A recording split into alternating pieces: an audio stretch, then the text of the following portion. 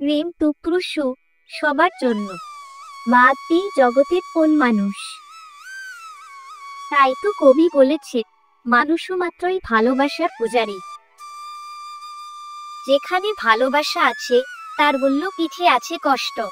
তাই আজ লিখব আমার কষ্টের কথাগুলো, আনন্দের কান্না ভরা বুক শুরু করছি আমার প্রথম প্রেমের কথা।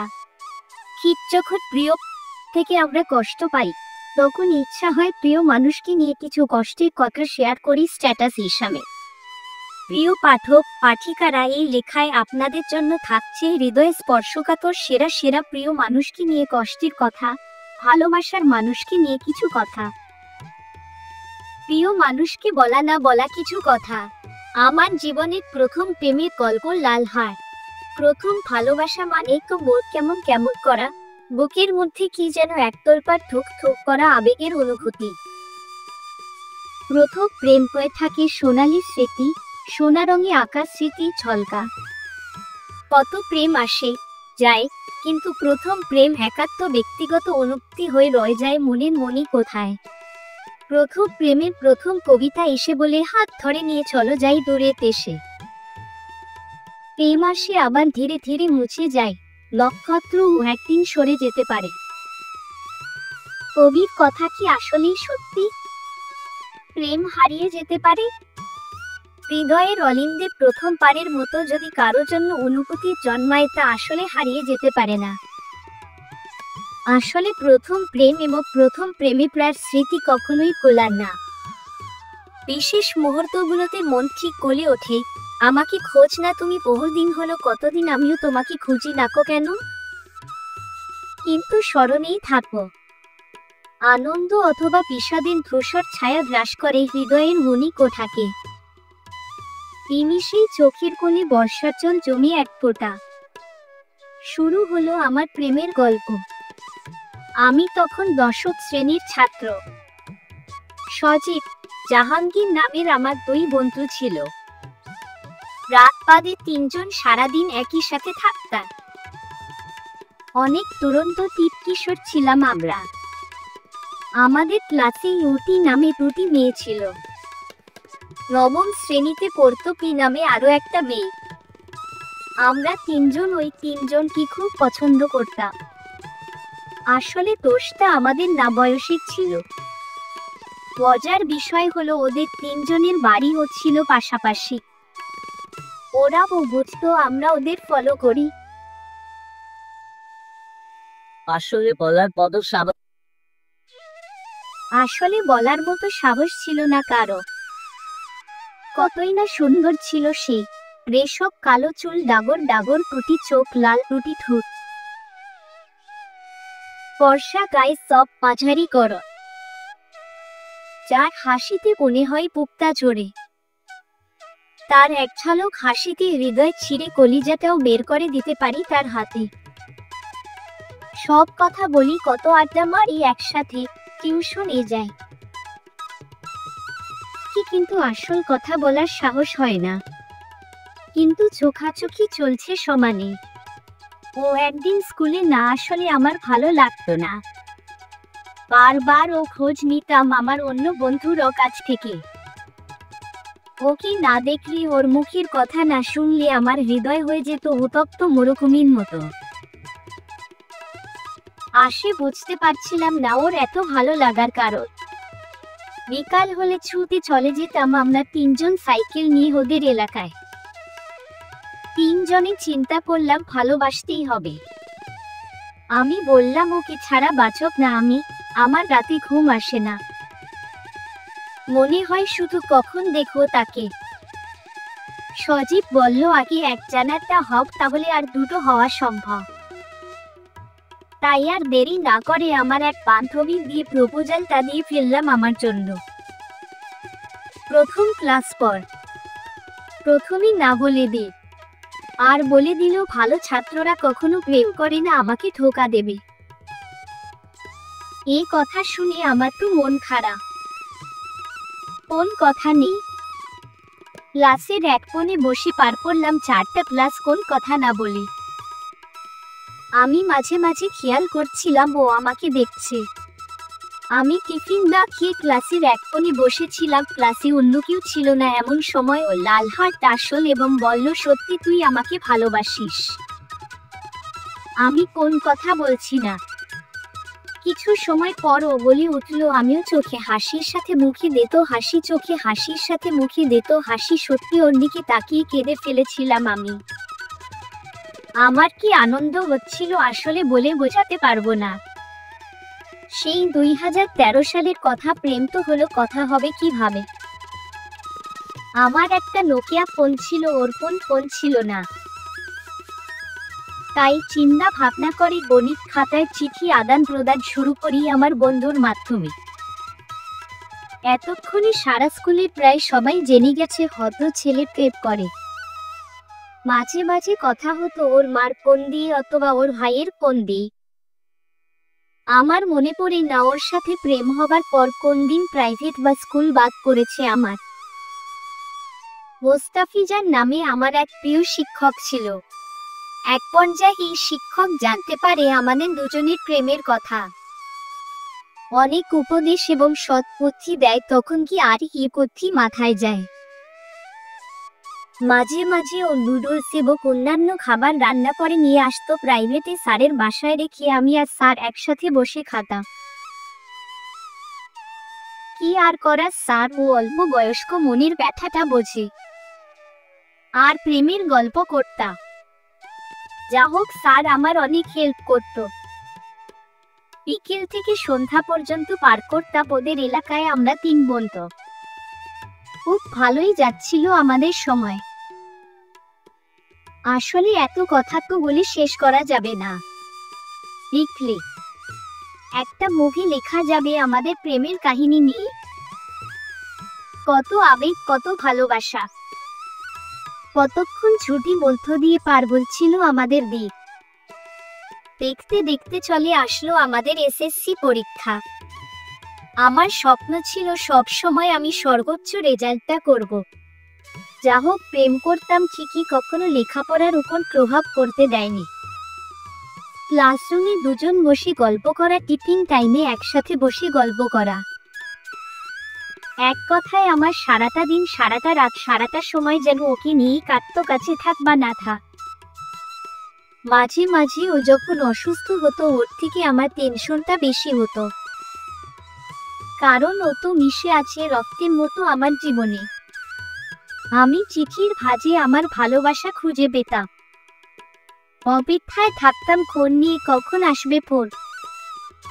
হঠাৎ করেই চলে এলো বিদায় ঘরটা। টেস্ট পরীক্ষা হলো, বিদায় অনুষ্ঠান হলো, পরীক্ষা শুরু হয়ে গেল। মাঝে আমাদের মধুর সম্পর্কটা চলছে।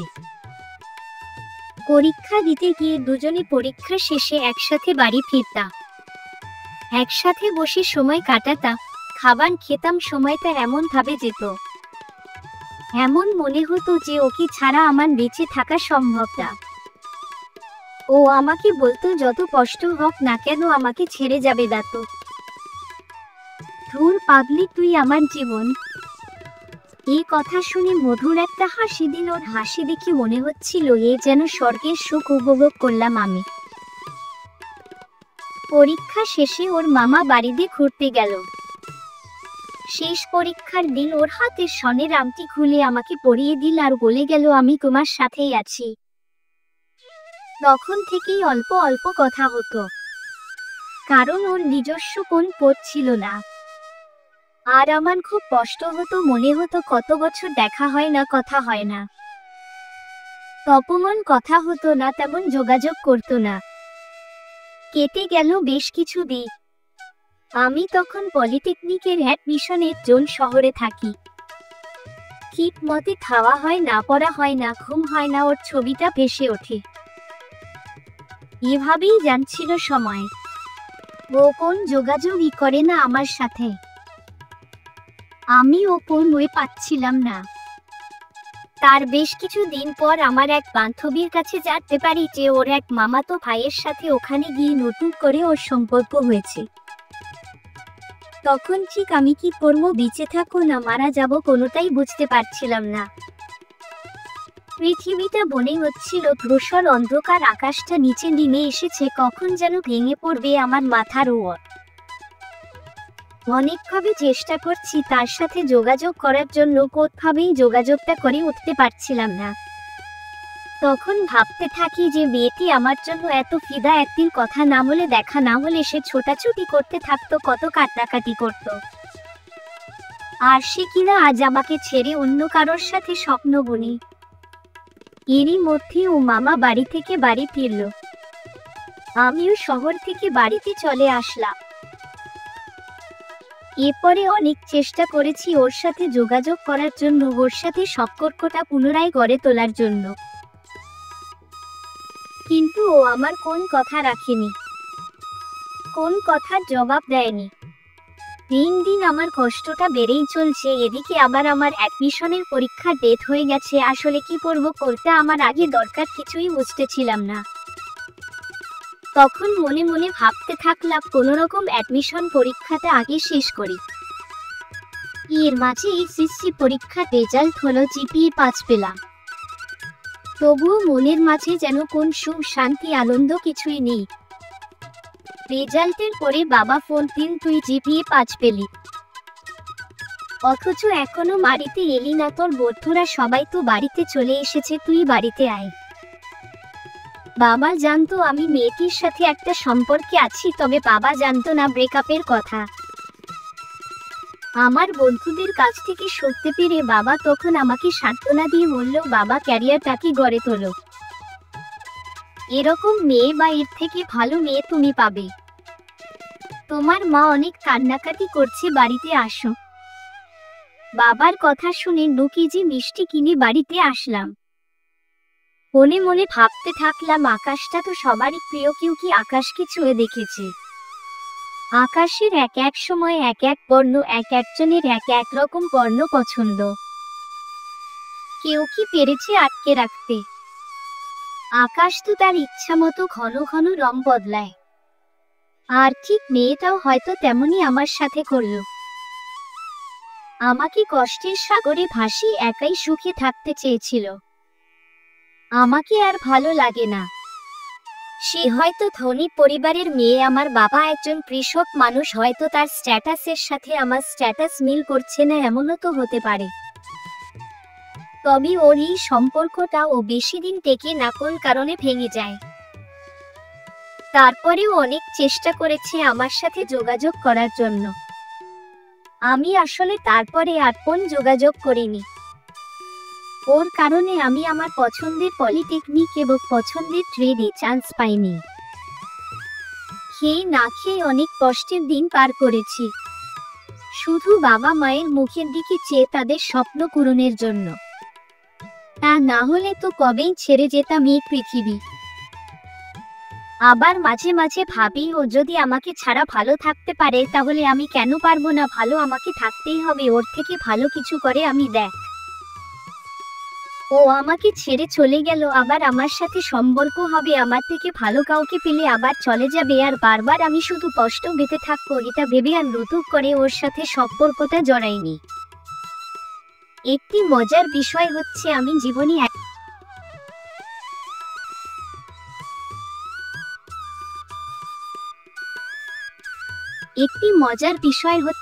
জীবনে একটাই প্রেম করেছি, সেটা হচ্ছে ও। তারপরে আর কোন মেয়ের সাথে সম্পর্কে জড়ানো হয়নি। যত যাই বলি না কেন, সব সময় ও আমার স্মৃতি পাতায় রয়েছে। ওকে এখনো বিন্দুমাত্র ভুলতে পারি না। তাই তো আর কোন মেয়ের স্থান হয়নি এখনো আমার মনে কোথায়। ওর বিয়ে হয়েছে 2 বছর হলো, একটা ছেলেও হয়েছে। মেসেঞ্জারে ওর ছেলের ছবিও দিয়েছে আমাকে, কিন্তু আমি রিপ্লাই করিনি। ও ফ্রেন্ড রিকোয়েস্ট দিয়েছিল আমাকে, আমি সেটা রিসিভও করিনি। ঠিকই তার আইডিটা ফলো করি, মাঝে মাঝে দেখতে মন চাইলে তারে ফেসবুক আইডিতে ঢুকে তাকে দেখে আসি। এখনো আমি সযত্নে রেখে দিয়েছি ওর দেওয়া গিফটগুলো, কলম, প্যাড, চশমা, ঘড়ি, স্পেশালি একটি স্বর্ণের আংটি। আসলে কখনো ভাবিনি যে এরকম মুহূর্ত আমার জীবনে আসবে। পার করতে হবে ওকে ছাড়া, পার করতে হবে আমার সারাটি জীবন। এখনো মাঝে মাঝে গিফটগুলা বের করে দেখি আর ফিরে যায় সেই সোনালি দিকগুলোতে। অনেক কথা গ্যাপ দিয়ে হিস্টোরিটা লিখলাম, আসলে কথাগুলো লিখতে পারছি না। দুচোখ জুড়ে বর্ষার ধারা বইছে, এত সাথের প্রেম, এত সুখের কথা, এত ভালো সময় পার করতাম। সেই সময়গুলো ও নিজেই ভেঙে দিল। কি করে বলি কথাগুলো আর কি করে লিখি বুঝতেছি না। সবাই তো প্রেমে করে, তাই না? এটাই ঠিক। সবার ভালোবাসায় কি সত্যি হয়? ভালোবাসা সত্যি হোক বা না হোক, জীবনের প্রথম প্রেম কিন্তু বেশ আবেগের ও মজাদার হয়। প্রেমময় আমাদের জীবন। কত প্রেম আসে, কত প্রেম যায়, কিন্তু প্রথম প্রেমের স্মৃতির কথা রয়ে যায় চিরকাল। যেই কারণে সবাই প্রথম প্রেমকে সত্যিকারের ভালোবাসা বলে থাকে। প্রথমবার কাউকে ভালোবাসার অনুভূতি, প্রথম চুম্বন, প্রথম রোম্যান্স, এই সবটাই কিন্তু ভীষণ খাঁটি এবং আবেগ মিশ্রিত। প্রথম ভালোবাসাই আজীবন রয়ে যায়, এরকমটা কিন্তু খুব কমই দেখা মেলে।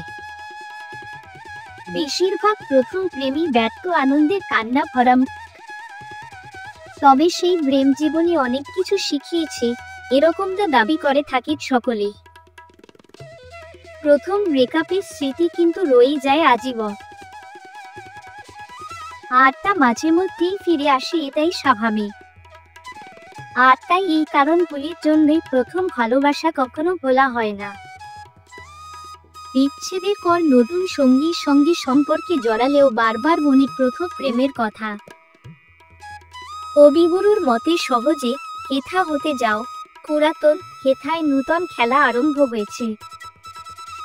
এমন কথা অনেকেই বলতে পারেন না, আর তাই ঘুরতে ফিরতে অন্য প্রসঙ্গের ছলেও বারবার তার কথাই মনে পড়ে ফেলা আসা প্রথম প্রেম। সেই সঙ্গে নতুন পুরনো তুলনা থেকেই যায় মনের মাঝে। পুরনো প্রেম গোলা কি এতটাই সহজ? কোথাও গিয়ে তার জন্য একটু না একটু জায়গা থেকেই যায়। প্রথম প্রেমিকার জন্য বরাবরই আবেগ একটু বেশিই থাকে, সহজে সেখান থেকে বেরোনো যায় না। রাগের মাথায় প্রথম দিকে সোশ্যাল মিডিয়া থেকে ব্লক করে দিলেও ঘুরে ফিরে আবার যোগাযোগ রয়েই যায়। কারণ কম বেশি প্রাক্তনকে সকলেই বিশ্বাসের চোখে দেখে, সমস্যার কথা তার সঙ্গে ভাগ করে নেয়, পরামর্শ নেয়। যদিও পূর্বের ন্যায় ভালোবাসা আর থাকে না। প্রাক্তনের সঙ্গে অদ্ভুত একটা যোগাযোগ খুঁজে পান সকলেই, যেমন আমি। কোথাও গিয়ে যোগাযোগটা বেশ ভালো থেকেই যায়। দেখা হলে কিংবা কথা বললে মনে হয় সব ঠিকই আছে, একদম আগের মতোই। যদিও ও এখন এক ছেলের মা। বেশ কিছুদিন আগে একবার দেখা হলো যমুনা ফিউচার পার্কে, 5 মিনিট কথা হলো। আমার মনে হচ্ছিল আমি যেন আমার স্কুল লাইফে আছি। ও চলে যাওয়ার পর কিছু সময় অনেক খারাপ লাগছিল। পরক্ষণেই ভেসে উঠল তার বেইমানি কথা আর আচার আচরণ।